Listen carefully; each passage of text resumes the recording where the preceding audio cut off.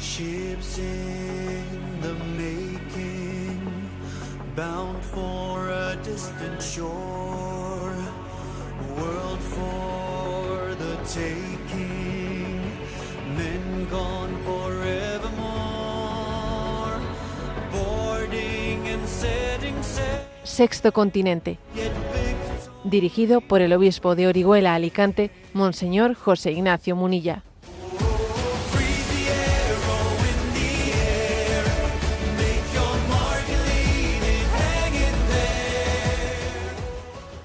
Un cordial saludo a todos los oyentes de Radio María. Un día más, con la gracia del Señor, nos disponemos a realizar este programa radiofónico llamado Sexto Continente, que lunes y viernes de 8 a 9 de la mañana, una hora menos en las Islas Canarias, realizamos aquí en directo en Radio María España.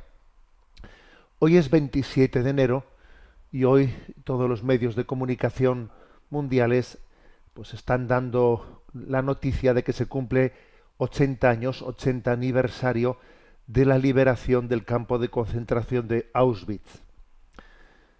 También los reyes de España se han desplazado para estar en los actos organizados con esa conmemoración, tantos otros dirigentes mundiales, y la opinión pública está recibiendo diversas reflexiones. Reflexiones, obviamente, sobre cómo pudo llegar a ocurrir algo así. Y quizás, ¿no? Pues especialmente se escucha un nunca más. Pero me parece que nuestra reflexión, la reflexión de este programa de Sexto Continente, está llamada a ser más incisiva, a bucear más en nuestro corazón, a darnos cuenta de que el enemigo, el maligno, el que hizo aquello en Auschwitz, no está lejos de nosotros. Y quiero referirme a un dato que pocas veces es referido. Quiero referirme al hecho de que en aquellos campos de concentración, en tal día como hoy, hubo también una parte de esos que eran presos, que estaban allí confinados, que el día de hoy no lo sintieron como una liberación. Me estoy refiriendo a los capos, así se les conocía. Capos eran prisioneros en aquellos campos de concentración que habían sido seleccionados por los guardias para desempeñar funciones administrativas o de supervisión en las barracas, talleres, trabajos forzados. A cambio, recibían ciertas ventajas, como raciones de comida adicionales, mejores condiciones de vida, un trato menos severo. O sea, es decir, se convertían un poco en colaboracionistas a cambio de salvar el pellejo, ¿no? Claro, de esta manera se reducían los costos del personal del régimen nazi, delegando parte de las labores de control a los propios prisioneros, ¿no? Y así también se fomentaban divisiones entre los prisioneros. Era una forma también de por parte de los nazis de hacer que la atención de los prisioneros, en vez de estar únicamente dirigida contra sus opresores, así se enfrentaban entre ellos, ¿no? Entonces, claro, llegó el día de la liberación. Llegaron los soviéticos a Auschwitz. Y claro, pues aquellos capos, ¿qué hacían? ¿Celebrar la liberación? ¿O más bien salir por la puerta de atrás un tanto avergonzados, ¿no? Avergonzados porque de alguna manera habían colaborado con aquella ignominia para intentar salvar el pellejo. Y fue un día para ellos alegre y triste, en el que no gozaron de la liberación, porque aquella liberación dejó patente su complicidad, su pecado, ¿no? Entonces, a veces yo cuando pienso en estos capos, porque a veces lo suelo mentar en algunas charlas de espiritualidad, en algunos ejercicios espirituales, suelo mentar este dato histórico, ¿no? Para darnos cuenta de que, claro, a veces pactamos con el mal para intentar aliviar, ¿no? Aliviar nuestras condiciones, pactamos con el mal. Caemos, ¿no? Caemos en esa ignominia y entonces resulta que la liberación de Jesucristo no la esperamos, no terminamos de esperar su liberación porque sabemos que en el fondo nos hemos hecho cómplices, ¿no? Bueno, pues creo que esta reflexión es importante, porque solamente, fijaros bien, solamente cuando preferimos ser víctimas a verdugos, a ver, Señor, yo prefiero ser víctima antes que verdugo. Y no quiero aliviar mi condición de víctima siendo cómplice en alguna medida del mal o asumiendo de alguna manera no también ese rol de verdugo. No quiero aliviar mi condición de víctima. Solamente cuando uno prefiere ser víctima antes que verdugo es cuando posibilitaremos que lo que ocurrió en Auschwitz no vuelva a ocurrir, porque por desgracia volvió a ocurrir. Es decir, que los soviéticos que descubrieron aquello y dijeron, pero qué barbaridad, estaban ya construyendo los gulag soviéticos. Los gulag soviéticos se habían construido ya antes y se construyeron más después, para después de la Segunda Guerra Mundial. Entonces, ¿cómo es posible que quien descubrió aquello lo repitiese? ¿O cómo es posible que también el pueblo judío, ¿no?, que había experimentado lo que era el mal, también de alguna manera, ¿no?, después, pues en esa historia desde el año 1948, en la creación del Estado de Israel, también pues se hiciese cómplice de la violencia, pasando por encima tantas resoluciones de Naciones Unidas? O sea, ¿cómo es posible que repitamos la historia del mal cuando hemos sido víctimas? Bueno, pues porque creo que la clave está en que somos un poco capos, que sí, somos víctimas, pero a veces, ¿no?, estamos pactando, ¿no?, pactando con el mal de alguna forma, en un cierto nivel, ¿no? Por eso creo que en este día en el que la humanidad tiene que pensarse, ¿no?, y pensarse mucho cómo es posible lo que aconteció. Yo me acuerdo mucho de esa secuencia de Pentecostés. Mira el poder del pecado cuando no envías tu aliento. Pero qué poder tiene el pecado, ¿no? Pero Satanás, ¿hasta dónde puede llegar en su crueldad? Pero cuidado, no digamos, mira qué malos son. Ojo, y yo soy capo también de alguna manera, me hago cómplice también de esta historia del mal, o sencillamente espero a Jesús como mi libertador, o quizás si Jesús viniese ahora a liberarnos de todo el mal, me pasaría a mí también como a los capos que salieron de Auschwitz por la puerta de atrás porque tenían vergüenza de presentarse ante quienes habían sido, ¿no?, allí las auténticas víctimas de aquel campo.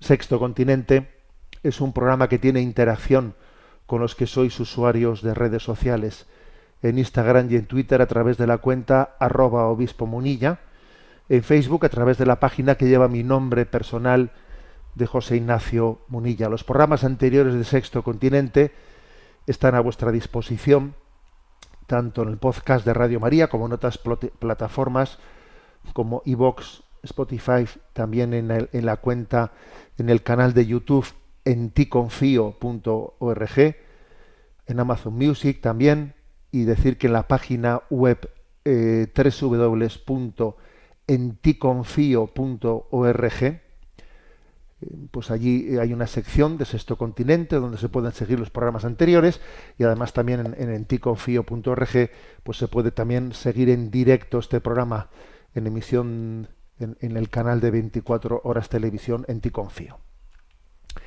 Bueno, pues vamos adelante en este programa y os voy a compartir una de esas joyas, una de esas perlas con las que uno se encuentra en la vida y dice, mira, aquí hay una perla preciosa que podemos compartirla pues para nuestro enriquecimiento mutuo, ¿eh? Y se trata, alguno quizás lo pueda conocer, a mí me ha llegado pues hace poco tiempo, ¿no? Un discurso que pronunció el doctor Peter Kreeft, en una graduación de la Universidad Franciscana en Estados Unidos de Steubenville.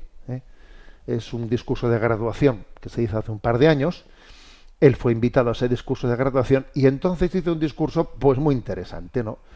muy interesante, tenía el título de 10 mentiras de la cultura contemporánea, que quizás, ¿no?, pues por darle un título que se adecúe plenamente a su contenido, podríamos decirlo 10 reflexiones incómodas sobre 10 ideas cómodas. También me atrevería yo a titularlo 10 mentiras escondidas en 10 verdades, ¿no? Bueno, a veces hay reflexiones que nos ayudan a pensar, ¿eh? Entonces creo que eso es lo importante. Él, en este discurso, desafió 10 ideas comúnmente aceptadas, que obviamente, ¿no?, son positivas, pero claro, que si tú haces de ellas un Dios, pues están, en el fondo, están siendo utilizadas para esconder 10 mentiras, ¿no? Por eso, de ahí lo de 10 mentiras escondidas en 10 verdades, o 10 reflexiones incómodas sobre 10 ideas cómodas. Bueno, no me enrollo más y vamos a describirlas, ¿no? Esas verdades, ¿no? Esas verdades, que por cierto yo estas verdades pues las he subrayado muchísimo, ¿no? Pues la importancia de la propia identidad, la autoestima, la vocación al servicio del mundo, la creatividad, el pensamiento crítico, la paz, la justicia, la apertura, el amor, la libertad. ¿Quién podría hablar en contra, ¿no?, de estas 10, de estos 10 valores, ¿no? Ya, pero es importante reflexionar cómo detrás de estas 10, ¿no?, de estos 10 valores se nos cuelan cosas. Se puede llegar a colar, como se dice, ¿no?, pues antivalores. Por eso vamos a irlos uno por uno describiendo y ver que todos estos valores tan maravillosos de los cuales hablamos, no vale con decir una palabra bonita, ¿eh? Creatividad, autoestima, justicia, pensamiento crítico, amor, libertad. Claro, es que claro, ¿quién puede criticar esas palabras? Sí, pero detrás de ellas se cuelan, se infiltran, se puede llegar a encarnar detrás de esas palabras antivalores. Antivalores, pues a esto va, ¿no? A esto va esta reflexión. Entonces, la primera reflexión es la identidad, ¿eh? La importancia que se le da a la identidad, que es decir, mira, puedes convertirte en lo que quieras ser. Puedes ser lo que quieras, ¿no? Es un valor que se está introduciendo mucho en una pedagogía, ¿no? Sueña. Y después de soñar, esfuérzate. Tú sueña y esfuérzate, ¿no? Pero claro, detrás de ese planteamiento hay una falsedad, ¿eh? Hay una falsedad. Porque eso de que puedo ser lo que quiera, o puedes convertirte en lo que quieres ser, eso ni siquiera se puede decir incluso de Dios, porque imagínate, ¿no? Dios no puede ser el demonio ni aunque quiera serlo. El bien no puede ser malo y el mal no puede ser bueno, porque hay una no contradicción. Luego ese poner mi identidad, mi deseo de ser lo que sueño ser, ponerlo como el último principio de nuestra vida, pues es una falsedad. Puedes convertirte en lo que quieras, pues no es verdad. Detrás de ese sueña, ¿no?, pues se puede esconder una falsedad. Es importante aceptar la realidad, aceptar lo que no puedo cambiar, partir de la realidad, acogerla, aceptarla, ¿no?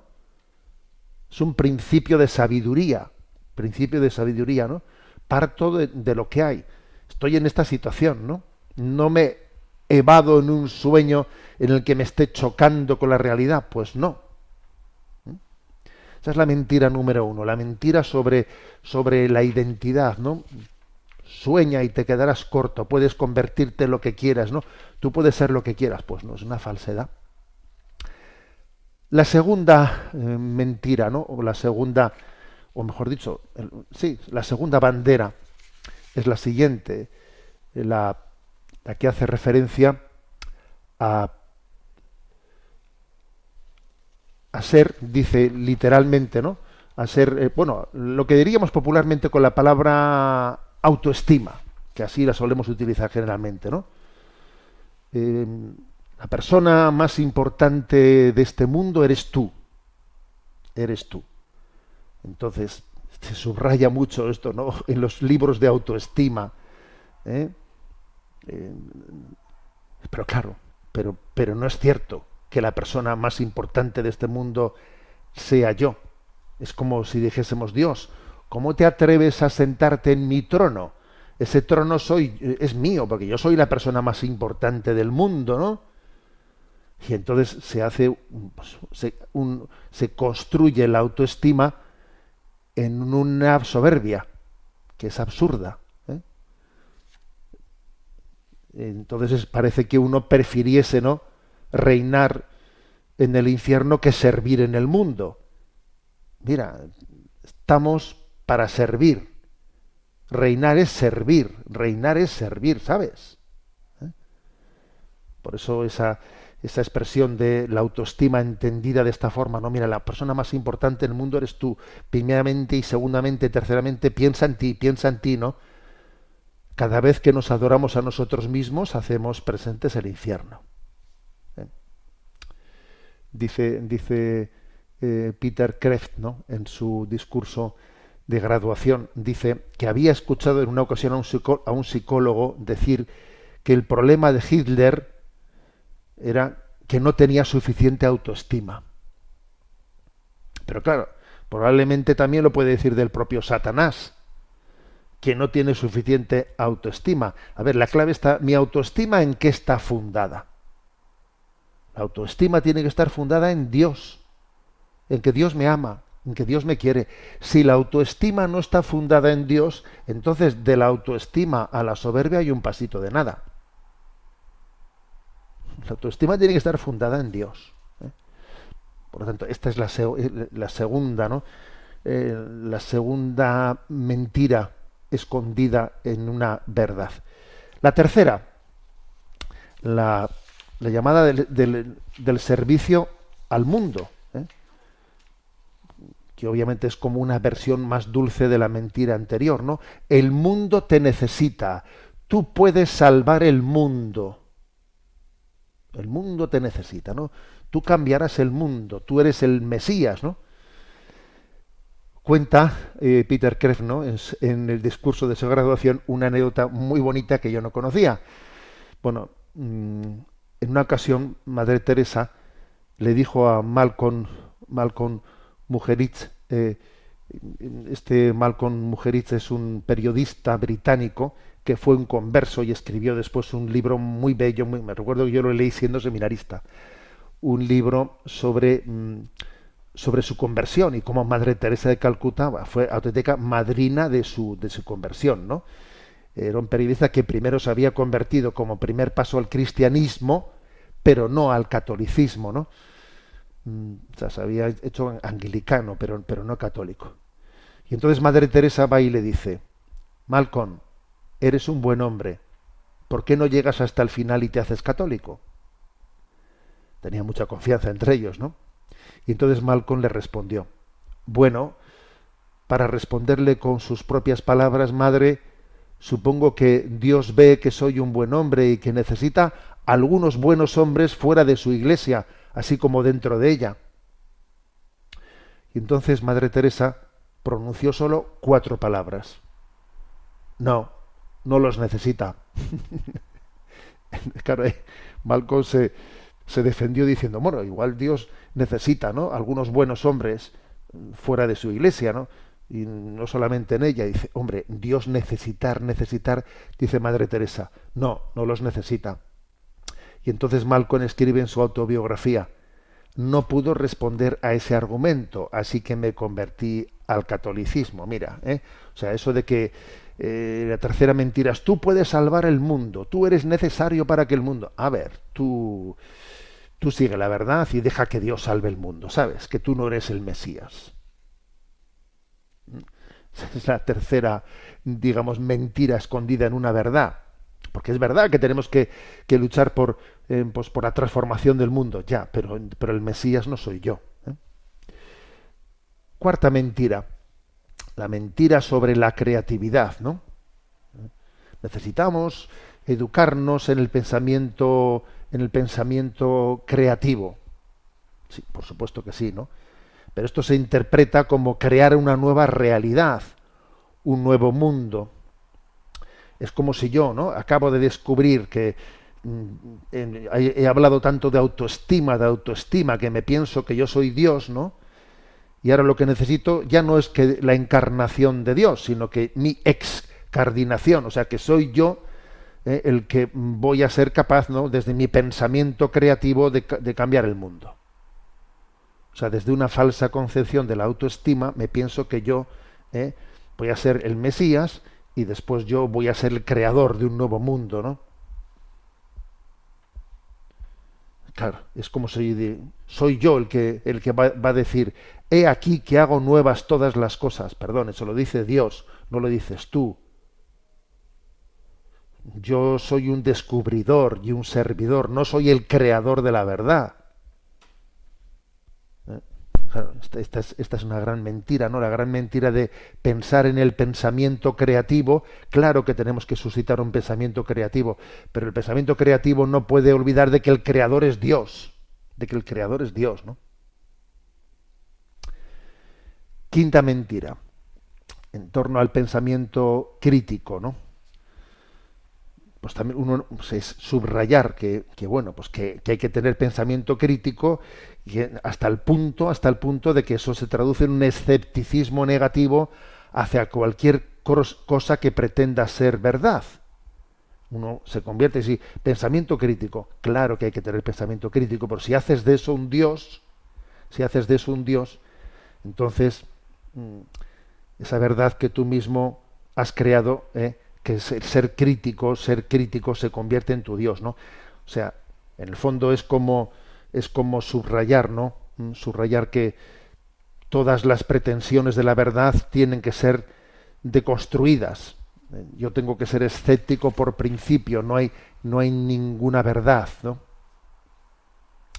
Que por cierto, dice este hombre en su discurso, que una de las citas favoritas de Carlos Marx, que por cierto, y esto también yo lo desconocía, una de las citas de Carlos Marx era que todo lo que existe merece perecer, ¿eh? Es decir, con un sentido crítico destructivo de todo. No hay nada bueno, todo hay que destruirlo, todo no sé qué. Claro, eso también es una otra mentira, ¿no? Escondida en que hay que tener pensamiento crítico. Sí, pero una cosa es tener pensamiento crítico y otra cosa es ser un destroyer, un destroyer. Mentira número 6, ¿no? La mentira del pacifismo espiritual. Porque claro, ¿quién hablaría en contra de la paz? Pero existe un pacifismo espiritual que se esconde en la bandera de la paz y la prostituye. De acuerdo con esta noción de paz, toda paz es buena, incluida la paz con el mundo, la paz con la carne, la paz con el diablo. Cuando alguien viene a llamarte, incluso el diablo, tenemos que acompañarlo, acogerlo, abrirle la puerta, invitarlo a dialogar. Hay que dialogar con todo el mundo, como hizo Eva, dialogando con el demonio. No, con el demonio no se dialoga. Entonces, claro, ¿no? ¿Qué ocurre? Pues que si toda paz, porque lo principal es la paz, ¿no? Si toda paz es buena, entonces toda guerra es mala. Incluyendo la guerra contra la codicia, contra la lujuria, contra el orgullo, la guerra contra el mundo, la carne, el diablo, la guerra contra el pecado. Entonces, esta es la mentira del pacifismo. Este pacifismo viene a decir que lo único que es realmente malo es creer que realmente hay cosas que se llamen mal, ¿no? Eso no se puede creer.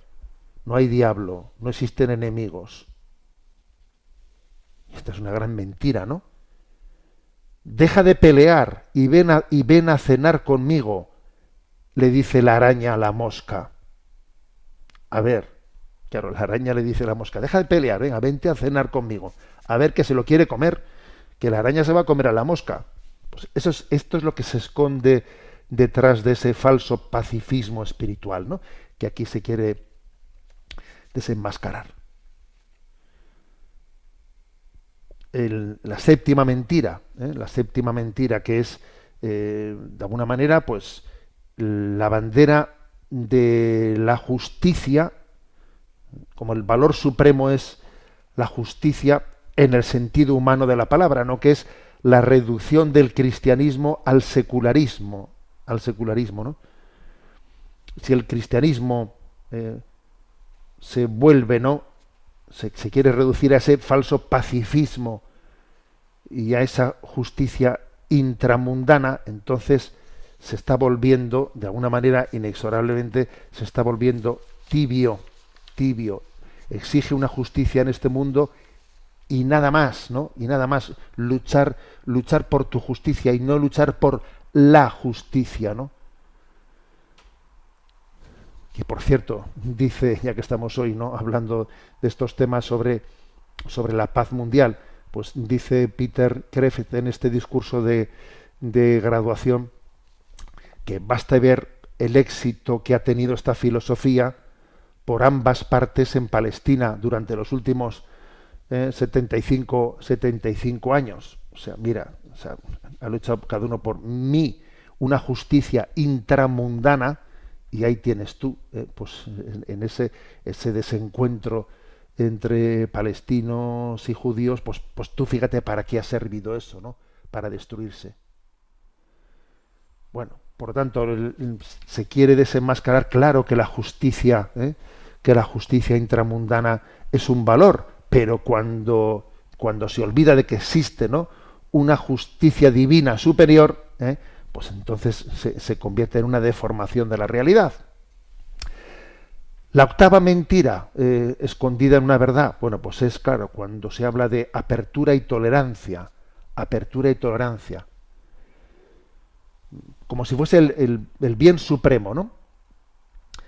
Pero claro, tener eso de que la apertura y la tolerancia sea un bien supremo es una falsedad, ¿no? Una mente abierta es un medio excelente para un buen fin. Cuando es para un mal fin, casi más vale que tengas la mente cerrada, ¿eh? Pues, por ejemplo, si se abre la boca como medio para comer alimentos, qué estupendo, ¿no? Pero si se abre la boca pues para que te entren las moscas y así se depositan gusanos y entonces eso te corrompe interiormente, ¿para qué te sirve estar abierto? O sea, ese falso valor de que lo importante es la apertura, hay que ser tolerante, acogida. Bueno, será para algún fin concreto, ¿no? Porque no puede ser un fin en sí mismo. Estar abierto ¿a qué? ¿Al mal? La octava mentira, fijaros, es la palabra amor deformada. La palabra amor dice, tú todo lo que necesitas es amor, dulce amor. En otras palabras, no necesitas la verdad, sea la que sea. Necesitas amor, sea lo que sea. Fijaros, sea lo que sea. O sea, es decir, la octava mentira es un amor sin verdad. Claro, es como dice, mira, lo importante es un amor sin verdad. En el fondo, pues es una especie de afectividad compensatoria. De esto hoy en día tenemos muchísimo, muchísimo. Pues eso es lo que estamos viendo, por ejemplo, con los animalitos de compañía, cuando el afecto a los animalitos de compañía quiere sustituir el amor que se compromete con una verdad, ¿no? Entonces, cuando uno pone como valor supremo ese amor desligado de una verdad, pues no necesita discriminar entre verdad y mentira, no necesita discriminar entre amor verdadero y entre amor falso. Es un amor meramente un sentimiento, una emoción, ¿no? Entonces esto es exactamente pues un antivalor que estamos viendo hasta qué punto, ¿no? La mentira del amor reducido a la afectividad emotiva desligada de la verdad. Y por último, la última mentira disfrazada de verdad, la de la libertad. Es la exaltación de la libertad como fin y no como medio. Porque si la libertad fuera un medio, Eso significaría que tendríamos que hacernos la pregunta: ¿cuál es el fin? ¿Cuál es la meta? ¿Cuál es la verdad? ¿Cuál es la verdad? ¿No? Entonces no, sencillamente es hablar de libertad por libertad, sin una finalidad, ¿no? Entonces él refiere en su discurso, pues, la famosa expresión de Viktor Frankl, que él describió, ¿no?, pues cómo era necesario equilibrar la estatua de la libertad en el puerto de Nueva York con otra estatua, una estatua de la responsabilidad en la bahía de San Francisco. Mira, la estatua de la libertad en la costa este debería de tener un correlativo de la estatua de la responsabilidad en la costa oeste. Pues eso, esta es la clave, ¿eh? Esta es la clave, ¿no? Por eso, de alguna manera, violarían nuestros nuevos 10 mandamientos, que solo prohíben ser crítico, represivo, dogmático, intolerante, sin compasión, inconmovible, insensible, de mente estrecha, hipócrita, fundamentalista. Nuestra nueva palabra obscena, claro, una palabra obscena es la de una libertad que no tiene fin, que no está hecha, que se ha olvidado de lo que dijo Jesús: la verdad nos hará libres, ¿no? Bueno, como veis, ¿no?, este discurso es interesante porque nos hace ver que, claro, que hay mentiras escondidas en verdades, mentiras escondidas en verdades, que existe la necesidad de que tenemos que desenmascarar, ¿no? Por eso él dice 10 reflexiones incómodas sobre 10 ideas cómodas. ¿Y sabéis cómo concluye? Pues él concluye de la siguiente forma: por favor, recuerden el principio transformador y liberador de la vida de Madre Teresa de Calcuta. Dios, entre comillas, Dios no te puso en este mundo para tener éxito, te puso en este mundo para ser fiel. Bien, pues ese que nos sirva de reflexión, ¿no? Este discurso pronunciado hace unos 2 años, ¿no?, pues en la Universidad Franciscana, allí en Estados Unidos. Ayer se celebraba el Domingo de la Palabra de Dios. Fue instituido por el Papa Francisco hace ya unos años. Obviamente todos los domingos se proclama la Palabra de Dios, pero él quiso que el tercer domingo del tiempo ordinario tuviese específicamente esa reflexión sobre lo que supone que nos juntemos en la liturgia dominical y que escuchemos un texto concluyéndolo con esa expresión: palabra de Dios, te alabamos, Señor, ¿no? Qué impresionante, ¿no?, que distingamos lo que es palabra de Dios y palabra de los hombres. Cielo y tierra pasarán, pero mis palabras no pasarán.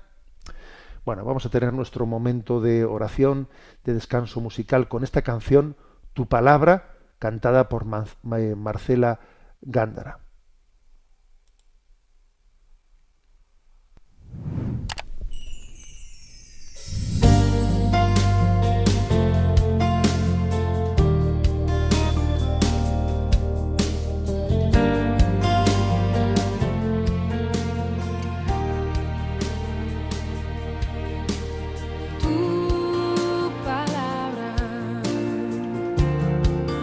Como aceite sobre mis heridas, es el agua en el desierto y el calor en el invierno. Tu palabra es la voz que me habla en la mañana, es mi consejo cada día y en las pruebas quien me guía. Podría estar perdido como un náufrago en el mar y aún perderlo todo hasta el aliento,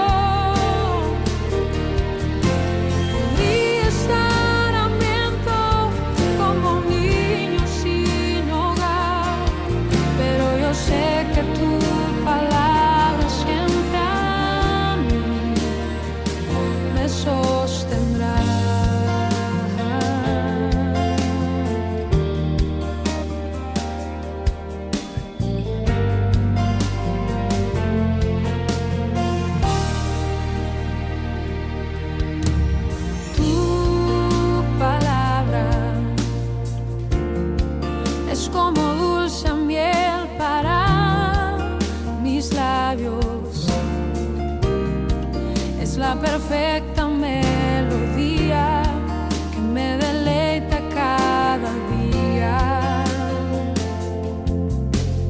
Tu palabra es mi refugio en medio de las pruebas. En la tristeza es mi alegría y en soledad mi compañía. Podría estar perdido como un náufrago en el mar y aún perderlo todo hasta el aliento. Podría estar hambriento como un niño sin hogar, pero yo sé que tu palabra siempre a mí. Podría estar perdido como un náufrago en el mar y aún perderlo todo hasta el aliento. Podría estar hambriento como un niño sin hogar, pero yo sé que tu palabra siempre a mí. Pero yo sé que tu palabra siempre a mí. Pero yo sé que tu palabra siempre a mí me sostendrá.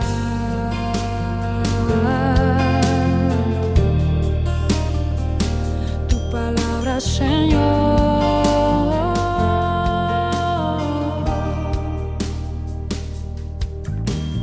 Tu palabra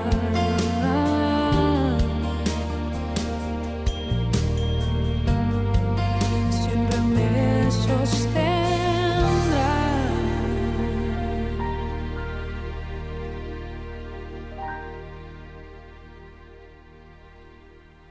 Una maravillosa canción. Podía estar perdido como un náufrago en el mar, pero yo sé que tu palabra siempre me sostendrá. Continuamos en esta edición de Sexto Continente.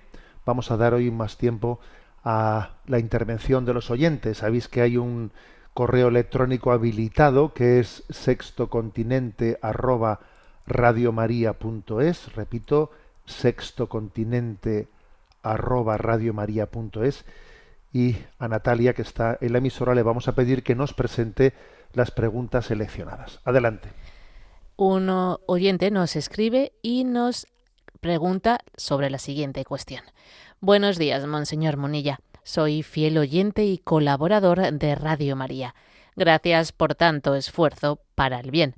Sobre el tema de la inteligencia artificial, yo le pediría una reflexión sobre esta reflexión. La inteligencia artificial no existe, ya que está hecha por el hombre y se trata de realizar algoritmos que funcionan como sistemas que imitan la inteligencia humana y mejoran sus rendimientos conforme recopilan datos. Por eso que imita la inteligencia humana. La IA es una dicotomía. Pues bien, ¿no queda patente que debería haber personas que programen algoritmos para el bien y no las empresas que gobiernan la tecnología mundial?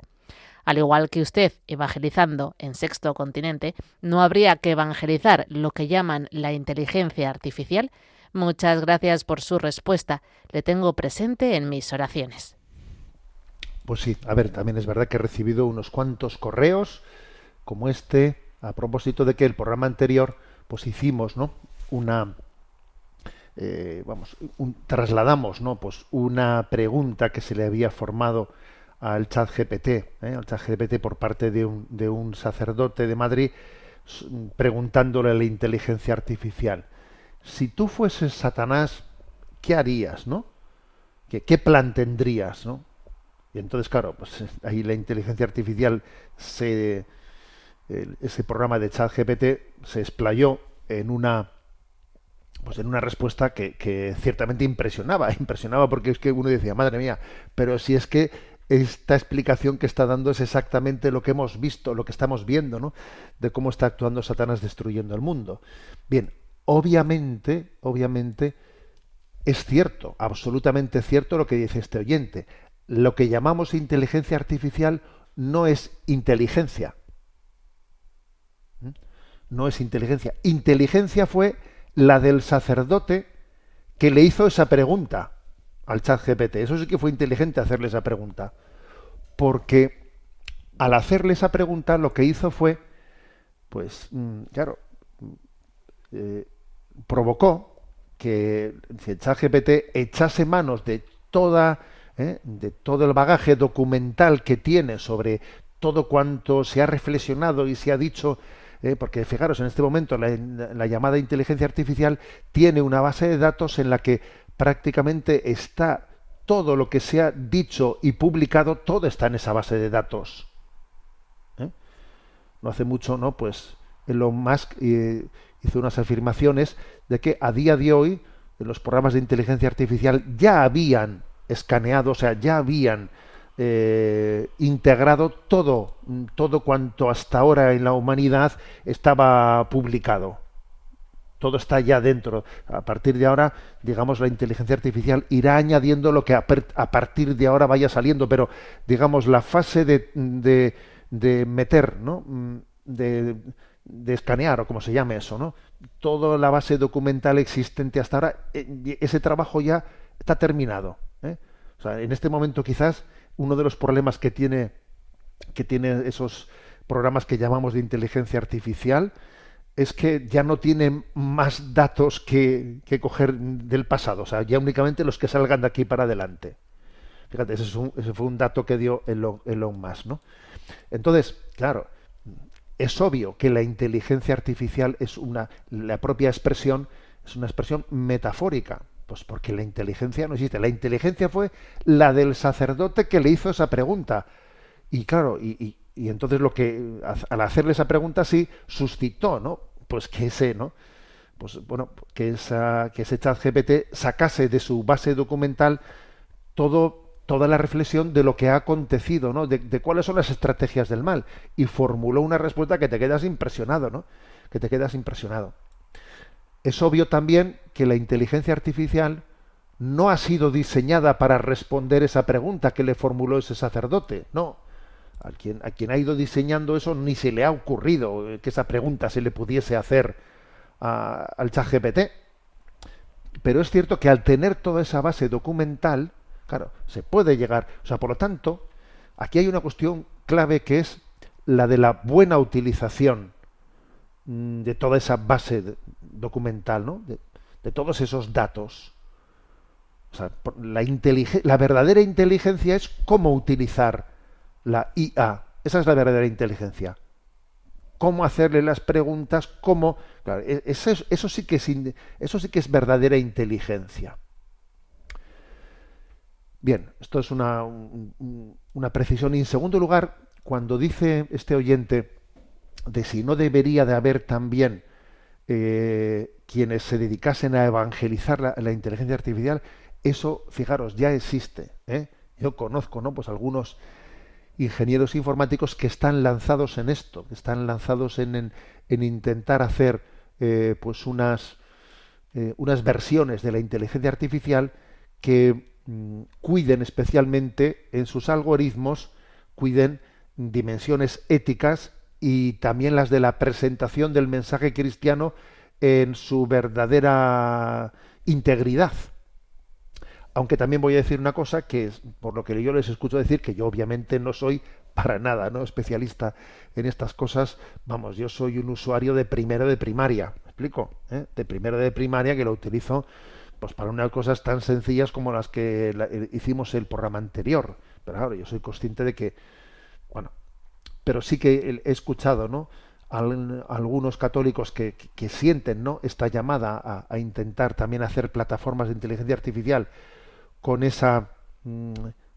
con esos algoritmos que respeten plenamente, ¿no?, la integridad del mensaje cristiano, que no podemos pensar, así lo escuché yo en algunas conversaciones con ellos, que no podemos pensar que eso de los algoritmos, de repente yo cambio 4 cositas y y de repente me va a responder cosas distintas, así porque de repente le cambió otros algoritmos. No, que la cosa es más complicada, porque claro, al final, claro que los algoritmos van a tener su influencia notable, pero también tiene un peso muy grande toda la base documental que está ahí metida.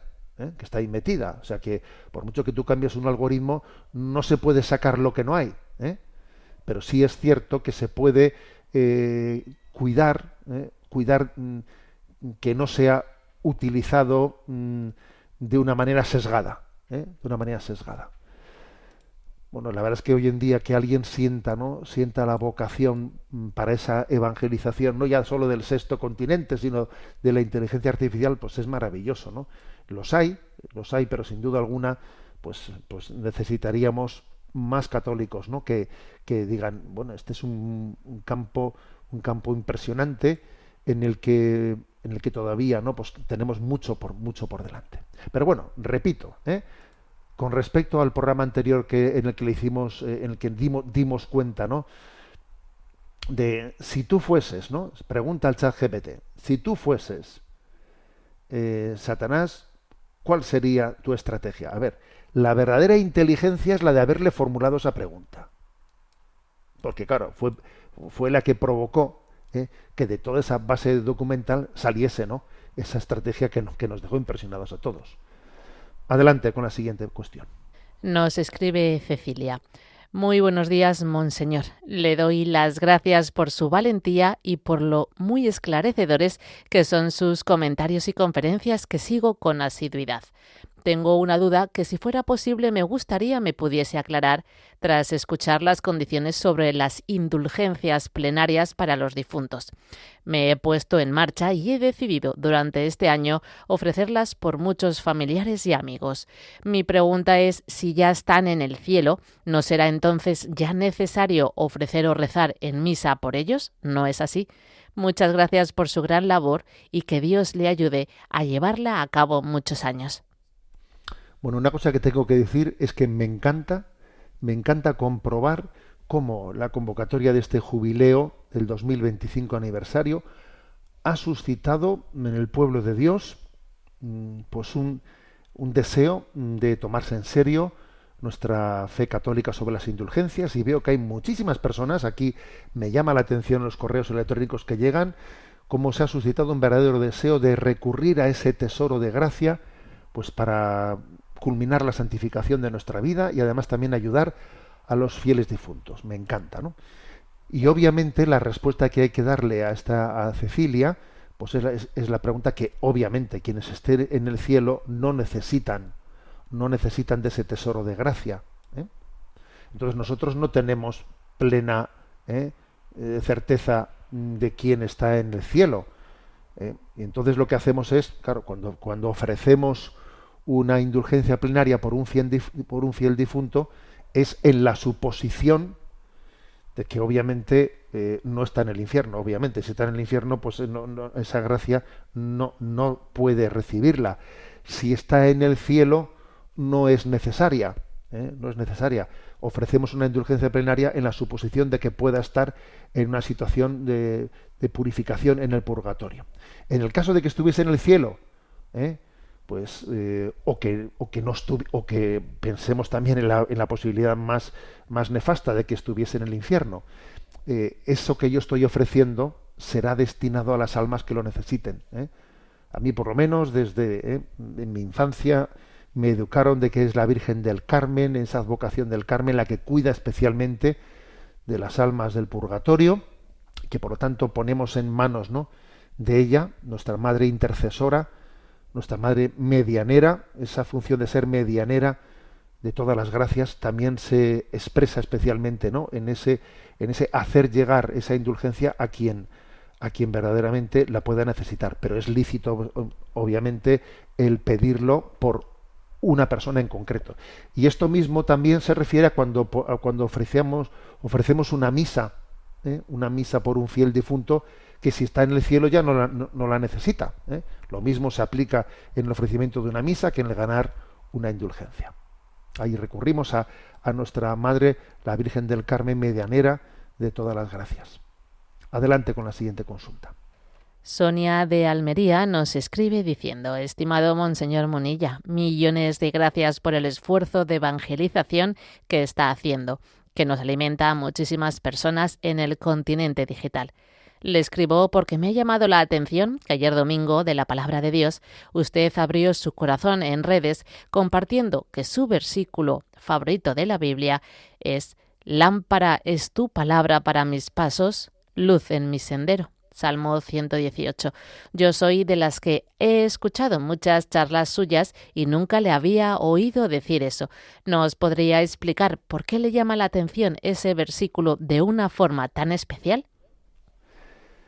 Bueno, vamos a ver, estoy haciendo últimamente, bueno, llevo ya un año y medio haciendo visitas a los colegios católicos, ¿no? Y en ellos tengo encuentros pues con niños, adolescentes, y bueno, es un regalo muy grande. Y los niños preguntan mucho, ¿no? Y entonces, entre las preguntas que me hacían, ¿no? La semana pasada en una visita, va un niño y me pregunta: ¿cuál es tu versículo favorito de la Biblia? Y yo dije: madre mía, pues es que, fíjate, en otra ocasión también un niño me preguntó: ¿cuál es tu santo favorito? Que me pareció maravillosa esa pregunta, ¿no? Pero fíjate, nunca me habían preguntado: ¿cuál es tu versículo favorito de la Biblia? Y claro, la verdad es que me parecería imposible, ¿no? Dificilísimo responder esa pregunta, porque, claro, hemos tenido tantos momentos en los que el Señor nos ha hablado al corazón a través de este versículo, del otro, que claro, seleccionar uno me parece, por lo menos en mi caso, o sea, me parece dificilísimo. Y entonces, ¿no? Como además se acercaba el domingo de la Palabra de Dios, se me ocurrió, yo creo que fue una inspiración del Señor, que le dije al niño: mira, yo creo que mi versículo favorito puede ser ese del Salmo 118, que dice: lámpara es tu palabra para mis pasos, luz en mi camino. ¿Por qué digo que me parece que puede ser el adecuado? Porque en el fondo es una manera que detrás de pues están todos. Lámpara es tu palabra para mis pasos. Señor, tu palabra ilumina mis pasos, es luz en mi sendero. Entonces cualquier versículo que vayamos a coger de la Escritura será luminoso para mí. En él esa es la revelación de Dios que me habla al corazón, ¿no? Entonces, por eso se me ocurrió elegir este versículo, porque en el fondo es un versículo que me permite acoger todos los demás. Lámpara es tu palabra para mis pasos, luz en mi sendero. Salmo 118, versículo 105. Damos paso a la última pregunta. Un joven llamado Rodrigo nos escribe: buenos días, monseñor. Soy un joven de 26 años que no se pierde ninguno de sus programas y por ello sé de buena manera cuán sencillo hace usted lo que para muchos nos es tan complicado. Le escribo porque, según discerní a los 17 años, tras un periodo largo de oración, mi vocación era la del matrimonio. Es decir, que mi fin penúltimo de esta vida era el matrimonio, siendo el fin último la santidad, como todo católico. No obstante, sigo siendo soltero y nunca he tenido novia, mientras que mis mejores amigos se están casando o llevan una relación. Mi director espiritual me dice que lo más importante, dadas mis circunstancias, es vivir la soltería en el Señor. Y ahora viene mi pregunta, la cual espero que sirva a otras personas en mi circunstancia. Hablando con mi director espiritual, este me comentó que aun habiendo yo recibido la vocación al matrimonio, podría llegar a darse el caso de que éste nunca llegara. Es decir, que viviera en soltería toda mi vida hasta el momento de mi muerte. Entonces, ¿puede el Señor darnos esta vocación aun a sabiendas de que no llegará? ¿Cómo se podría vivir plenamente la vocación al matrimonio estando totalmente soltero y sin vistas de casamiento alguno? ¿Puede ser esta espera, que no llega, una cruz que el Señor ha puesto en mi vida para santificarme por dicho medio? Le agradezco su respuesta. Sé que será muy dichosa, sencilla y sobre todo esclarecedora. Rezo por usted. Bueno, pues me parece muy bien que Rodrigo comparta esto, que como él dice, enriquecerá a otros. A ver, Rodrigo, que tienes 26 años, me explico, que Dios irá iluminando tu camino. A ver, yo te diría que la vocación la manera de discernir la vocación es decir, yo con 17 años tuve una luz. Allí entendí que mi vocación era el matrimonio. Entonces, parece que te parece que el momento de discernir tu vocación fue aquel, ¿no? Ahora ya estás a la espera de cómo se concrete. Vamos a ver. Yo creo que eso es darle demasiada fuerza o importancia a lo que entonces aconteció. Tú estás abierto ahora a lo que el Señor quiera mostrarte. En el fondo, el discernimiento de la vocación se hace sobre el terreno, sobre el terreno, en el día a día, ¿no? Entonces, tú estás abierto, abierto a lo que el Señor te vaya mostrando. Pero fíjate, el discernimiento es mucho más cierto cuando se acontece sobre la realidad, no sobre primeramente hago una reflexión más abstracta y luego espero que la realidad me la confirme. No, el discernimiento se hace en el día a día. Tú estás abierto a lo que el Señor te muestre y, vamos, que podrían ocurrir incluso que no lo excluyas, que hasta que el Señor de repente te muestra algo que hasta ahora no habías visto, que igual tienes otra vocación diferente, ¿no? Aunque tú tuvieses por sentado que mi vocación con 17 años descubrir que era el matrimonio. Es muy posible que lo sea, pero yo creo que mi consejo principal es que no des un discernimiento por concluido. Y ahora espero ya que Dios me lo entregue a domicilio. No. Estate siempre abierto porque Dios nos va madurando, nos va haciendo crecer, ¿no? en ese camino de la vida. Y te encomendamos. Tenemos el tiempo cumplido. Me despido con la bendición de Dios Todopoderoso. Padre, Hijo y Espíritu Santo, descienda sobre vosotros. Alabado sea Jesucristo.